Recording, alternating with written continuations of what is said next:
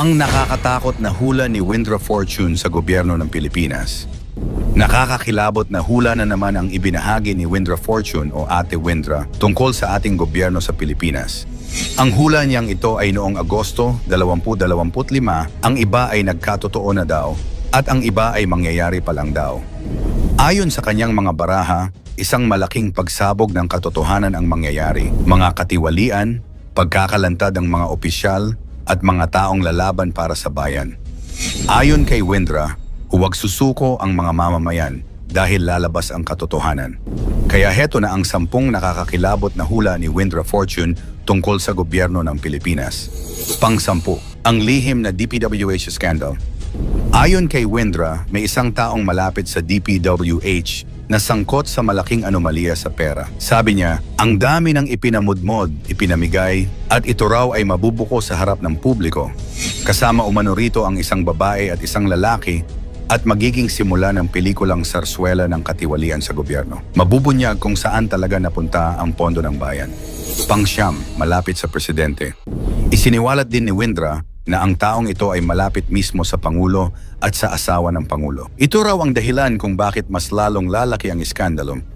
Sabi ni Windra, mabubuko kung sino ang tunay na may hawak ng kaban ng bayan. Ang katotohanan ito raw ay magiging malaking kahihiyan sa kasalukuyang administrasyon. Pangwalo, ang 6 na nakikinabang sa kaban ng yaman. Sabi niya, iilan lang daw ang tunay na nakikinabang sa yaman ng bansa, 1, 2, 3, hanggang 6 na tao. Sila raw ang may control sa kaban ng bayan. Ngunit may 5 matitibay na Pilipinong mapagmahal sa bayan ang bubuo ng isang panukala para maibunyag ang katotohanan. Ito raw ang simula ng pagbangon ng Pilipinas. Pang-7, ang abogadong nanganganib. May isa raw abogadong lalaki na gustong ilantad ang katotohanan. Ngunit babala ni Windra, may nagtatangka sa kanyang buhay. Ang taong ito raw ay dapat ipanalangin at ingatan dahil siya ang magiging susi ng katotohanan laban sa katiwalian. Pang-6, pagkagising ng bayan. Sabi ni Windra, nagigising na po ang mga tulog. Marami raw Pilipinong mamumulat at makikibaka upang ilantad ang mga irregularidad sa gobyerno. Marami ang maglalakas loob na tumestigo laban sa mga makapangyarihan. Pang-5, panawagan para kay Duterte. Isa sa pinakadirektang sinabi ni Windra ay ang panawagan na maibalik ang dating Pangulong Rodrigo Duterte. Sabi niya, ang dating presidente ay dapat maibalik dahil siya ay nasa linya ng universal power.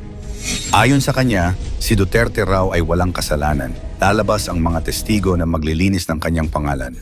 Pang-4, ang pagtatangka na itago ang katotohanan. Babala ni Windra, may mga gumagawa ng mga drama at kwento para ilipat ang atensyon ng publiko sa ibang issue. Ngunit kahit anong pagtatakip, sabi niya, hindi na po kasi universe na po ang gumagalaw. Ibig sabihin, ang tadhana na mismo ang kikilos upang mabunyag ang katotohanan. Pang-8, pag-angat ng bagong mga leader. Hula ni Windra, may magsusulputang mga bagong senador at congressman na tunay na makabayan.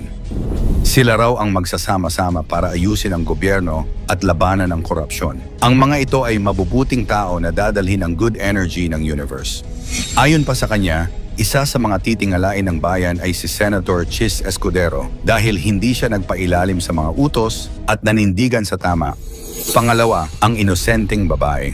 May isang babaeng leader daw na pinipiringan at pinipilit itali ng mga kalaban. Sabi ni Windra, nakapiring siya pero makakalaya rin. Ito raw ay tumutukoy sa kasalukuyang vice-presidente na anyay walang kinalaman sa mga katiwalian sa budget. Sa tamang panahon, lalabas ang katotohanan at lilinis ang kanyang pangalan.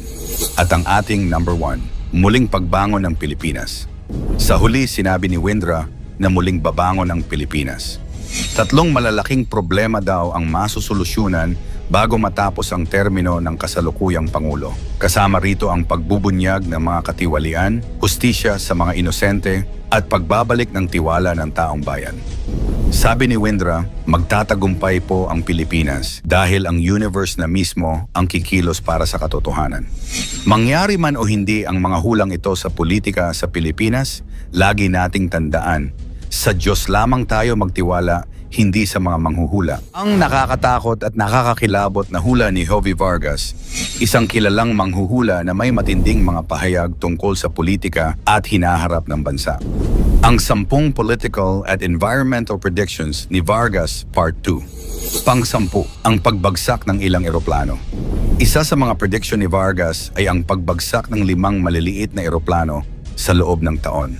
Ayon sa kanya, hindi ito magiging malalaking commercial jets, kundi mga private o regional aircraft. Bagamat hindi pa nakukumpirma ang eksaktong bilang, may mga naitalang maliliit na insidente ng plane crashes nitong nakaraang mga buwan. Ang prediction na ito ay nagpakita kung gaano kahalaga ang aviation safety at kung paano minsan ang maliliit na pangyayari ay nagiging headline lalo na kung ito'y nahulaan na. Pang-siyam, bagyo at bagong virus. Ayon kay Vargas, darating ang matitinding bagyo at isang bagong virus ang lilitaw, ngunit hindi na mauuwi sa lockdowns tulad noong panahon ng COVID. Sa halip, magiging usapin daw ang mga bakuna at proteksyon. Kung titignan, totoo ang bahagi ng bagyo taon-taon naman, talagang dumadaan ang malalakas na bagyo sa Pilipinas. Tungkol naman sa virus, may mga pananaliksik ngayon na nagbababala sa mga bagong variants at maging sa mga posibleng bagong sakit na pwedeng lumabas. Hindi pa eksaktong nangyayari ang lahat ng sinabi, pero masasabi nating may bahaging tumatama ang hula na ito. Pang-8, mga usaping politikal na mas lalong iinit. Sabi ni Vargas, lalong magiging mainit ang politika lalo na't papalapit ang halalan sa 2028. Makikita raw natin ang kaliwat kanang batuhan ng issue at ang paglakas ng mga paksyon. Hindi man eksaktong hula na may petsa, pero nakikita na natin ang senyales. Lumalakas ang mga alyansa at dumarami ang mga pasaring sa gobyerno at oposisyon. Pang-7, pagkakawatak-watak ng mga alyansa. Isa pa sa mga hula ni Vargas ay ang pagkasira ng ilang political alliances. Mga dating magkaalyado, bigla na lang daw maghihiwalay at magsisimulang magsalita laban sa isa't isa. At kung titingnan natin ngayon, may mga balitang kumakalat ng pagkakabaha-bahagi sa malalaking pamilya sa politika. Pang-6, paglalaban ng impluwensya sa Senado. Hula rin niya ang mas matinding paligsahan ng impluwensya sa Senado. Ang bawat grupo gagamit ng lahat ng paraan upang makuha ang pwesto at liderato. At dito na pumapasok ang isa sa pinakatampok na hula niya na napatunayang totoo. Pang-5, pag-angat ni Tito Sotto bilang Senate President. Bago pa man mangyari, sinabi ni Vargas na muling uupo si Tito Sotto bilang Senate President. At ngayon, ilang buwan lang ang lumipas, nangyari na nga ito. Isang malinaw na halimbawa na ang ilan sa kanyang mga prediksyon ay talagang nagkakatotoo. Pang-4, mga usaping pandaigdig na may epekto sa Pilipinas. Kasama sa mga pahayag ni Vargas ang posibilidad ng tensyon sa West Philippine Sea at kung paano ito makakaapekto sa politika ng bansa. Ayon sa kanya, ito raw ay magiging isa sa mga malaking punto ang debate sa mga susunod na taon. Pangatlo, ang pag-usbong ng bagong leader. Hula rin niya na may mga bagong pangalan na sisikat sa politika, hindi galing sa tradisyonal na pamilya, kundi mula sa mga progresibong hanay. Ang mga ito raw ay magbibigay ng bagong kulay sa politika, bagamat haharap sila sa matinding pagsubok mula sa mga lumang dinastiya. Pangalawa, mga panibagong kilos protesta. Sabi ni Vargas, hindi maiiwasan ang malalaking kilos protesta, lalo na kapag dumami ang isyu ng bayan. Mga sektor ng kabataan, manggagawa, at simbahan ay muling magigising at lalaban para sa kanilang paninindigan. Ang senyales nito ay nakikita na natin ngayon sa iba't ibang rally at pagtitipon. At ang ating number 1, ang malaking pagkakawatak ng bansa sa politika. Ito ang pinakamalakas na hula ni Vargas na darating ang panahon ng matinding pagkakawatak-watak ng bansa sa politika. Hindi man literal na hatiin ang teritoryo, pero sa ideolohiya, pananaw at suporta sa mga leader, magiging mas malalim ang banggaan. Nakikita na natin ang mga unang palatandaan nito.